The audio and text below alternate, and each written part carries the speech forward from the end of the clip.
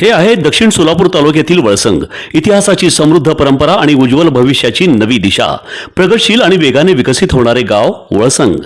कुरनूर धरणाच्या सानिध्यात निसर्गरम्य वातावरणात वसलेले वळसंग सोलापूर पासून फक्त 12 ते 15 मिनिटे, अक्कलकोट पासून फक्त 12 ते 15 मिनिटे आणि रेनगर पासून केवळ 7 ते 8 मिनिटे अंतरावर सोलापूर अक्कलकोट महामार्गावरील उड्डाण पूल आणि वेगवान महामार्गाच्या थेट संपर्कात असलेले वळसंग. दारूच्या व्यसनातून नई जिंदगीमध्ये 55 वर्षीय व्यक्तीने गळफास घेऊन आत्महत्या केल्याची घटना समोर आली आहे. शुगरचा आजार व दारूचे व्यसन यातून ही आत्महत्या केल्याचा अंदाज वर्तवण्यात येत आहे. मंगळवार रात्री नई जिंदगी परिसरात ही घटना घडली. बाळू सिद्धराम जाधव असे मयताचे नाव आहे. त्याची पत्नी व मुलगा दुकानात साहित्य आणण्यासाठी बाहेर गेले होते.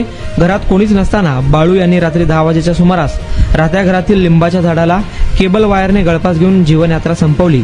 या संदर्भात सिव्हिल चौकीत घटनेची नोंद झाली आहे.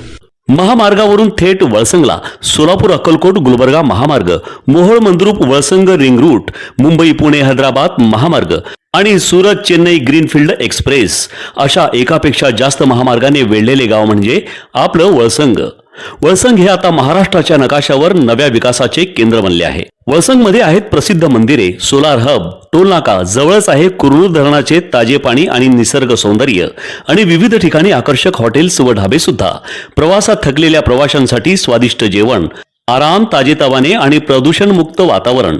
वळसंग हे केवळ गाव नाही, एक उत्कृष्ट थांबा आहे, एक संधी आहे, एक भविष्य आहे. वळसंग ऐतिहासिक वारसा, आधुनिक कनेक्टिव्हिटी आणि उद्याच्या विकासाची हमी. सोलापूर जिल्ह्याचा अभिमान आणि महाराष्ट्राचा गौरव. वळसंग.